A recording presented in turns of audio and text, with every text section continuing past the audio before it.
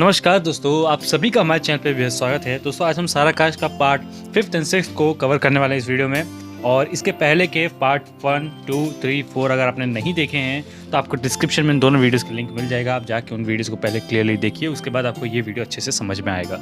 और इस पार्ट से रिलेटेड आपको कोई भी क्वेश्चन है तो हमें कमेंट करें, हम आपके सारे क्वेश्चन का आंसर देने की कोशिश ज़रूर करेंगे। और इस पार्ट से रिलेटेड अगर आपको क्वेश्चंस के आंसर नहीं मिल रहे हैं तो आपको डिस्क्रिप्शन में एक लिंक मिलेगा, आप वहाँ से उस वेबसाइट से जाइए, वहाँ से आप आंसर्स डाउनलोड भी कर सकते हैं।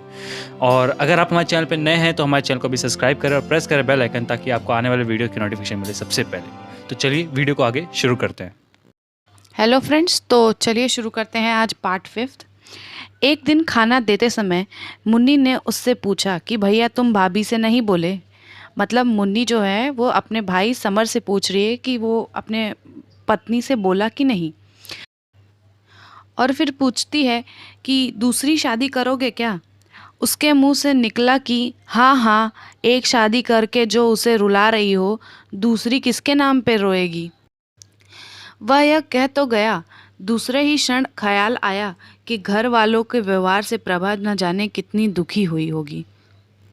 उसकी ओर से कभी किसी ने नहीं सोचा। उसने मुन्नी से पूछा कि यह बात क्या तुमसे अम्मा ने कही है। मुन्नी ने इस बात को टाल गई।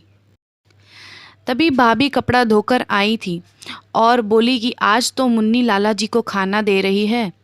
भाभी थकान से हाफ रही थी, पेट से थी। पेट से थी का मतलब है कि वो प्रेग्नेंट थी। भाभी ने धुले कपड़े को सुखाने के लिए मुन्नी से विनती की। वह छोटे छोटे टुकड़े खाता रहा, यानी समर जो था वो छोटे छोटे टुकड़े खा रहा था। उसकी खाने की इच्छा नहीं थी। वह प्रभा के बारे में जानना चाहता था, पर कुछ पता नहीं लगा पा रहा था। लेकिन भाभी ने यह कहा, तुम्हारा ब्याह भी क्या हो गया लाला जी, क्या क्या अरमान थे सब पर पानी फिर गया। लेन देन की तो खैर बात कोई नहीं है, एक आध साल आई गई बात हो जाती है वो तो। समर ने अपनी भाभी से ताना मारते हुए कहा कि आपको ही बड़ा शौक था कि बहू ऐसी है वैसी है। मतलब भाभी उसे बहुत ताना मारती थी, प्रभा को पसंद नहीं करती थी इसलिए। भाभी जी ने बताया कि प्रभा बड़ी घमंडी है। और समर खाना खाने बैठा था और थोड़ा खाकर उठ गया कि यह कहकर कि उसे कॉलेज के लिए देर हो रही है। भाभी ने समर से बहू को दबा कर रखने की बात कही। वह सोचने लगा कि प्रभा की मायके गए 6 महीने हो गए हैं, उसका न जाने क्या हुआ होगा। कभी कभी तो यह सिहर उठता कि इस घमंडी लड़की के साथ उसकी ज़िंदगी कैसे कटेगी, क्योंकि अब तक 6 महीने बीत चुके थे और प्रभा ने उसे एक भी चिट्ठी नहीं लिखी थी। उसको बोर्ड की फ़ीस भरने के लिए 25 रुपये की आवश्यकता थी। उसको मतलब समर को बोर्ड की फ़ीस भरने के लिए 25 रुपये की आवश्यकता थी। और समर ने सोचा कि भाभी से ही मांग लूँ, पर फिर सोचा कि उसके पास होगा तो भी नहीं देगी। आखिरकार समर हार कर बाबूजी के पास जाता है। शाम के समय बाबूजी एक खाट की रस्सी को कस रहे थे। समर ने निहायत ही मुलायम स्वर में अपनी बात कही। सुनकर बाबूजी तमतमा गए और बोले, ये मेरी पेंशन के 25 रुपये आए हैं, सो इन्हें तुम ले लो। हमारा क्या है, हमें तो ज़िंदगी भर ऐसे ही चलना है, हम गुजार लेंगे।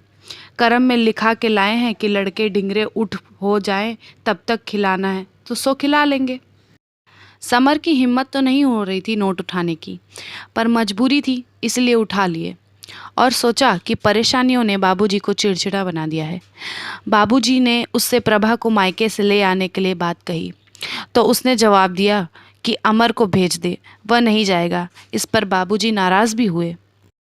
भाभी ने एक दिन मजाक में स्वर में कहा कि लाला जी, बाबूजी अम्मा जी से कह रहे थे कि समर से कहो कि वह किसी डॉक्टर वैद्य को दिखा दे। मतलब जो भाभी हैं वो समर से ये बात कह रही हैं कि लाला जी, बाबूजी अम्मा जी से एक दिन बात कर रहे थे जिसमें उन्होंने कहा कि समर से कह दो कि वो डॉक्टर को दिखा ले अपने आप को, फीस जो होगी सो देंगे। वह कहने लगे कि उसे क्या हुआ है। मतलब समर पूछता है कि मुझे क्या हुआ है जो मैं डॉक्टर से दिखा लूँ। भाभी हंसती रही और समर क्रोध से भर गया। उसे यह बात बुरी लग रही थी कि जब भी पढ़ने के लिए पैसे मांगो तो भी घर में तकरार होते हैं। तकरार मतलब घर में कुछ ना कुछ बवाल हो जाता है। बहू को बुलाना है तो बुला लो, ना बुलाना हो तो ना बुलाओ, पर उसे प्रभा से बोलने के लिए मजबूर मत करो, ऐसा समर सोच रहा था। तो फ्रेंड्स, यहाँ पे हमारा पार्ट 5 ख़त्म होता है। इससे रिलेटेड क्वेश्चन एक इम्पॉर्टेंट है जो कि आपके स्क्रीन पे विजिबल हो रहा है। कोशिश करें कि आप इसका आंसर दे पाएँ।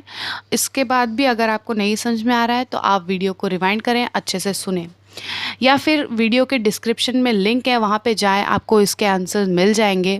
आप उसे डाउनलोड भी कर सकते हैं, आपकी हेल्प हो जाएगी। और अगर आपको पार्ट 5 से रिलेटेड कोई भी क्वेश्चन है तो आप हमें कमेंट करके बताएं, हम उसका आंसर ज़रूर देंगे। तो चलिए फ्रेंड्स, हम पार्ट 6 की तरफ चलते हैं। इसका शुरुआत कुछ ऐसे है। कॉलेज से लौटते समय अमर ने बताया कि वह भाभी को मायके लेने आया है। उनके घर वालों ने उन्हें बड़ी मुश्किल से भेजा, लेकिन समर की सब तारीफ़ करते हैं। उसे आश्चर्य हुआ, इसका मतलब प्रभा ने उसके बारे में कुछ नहीं कहा।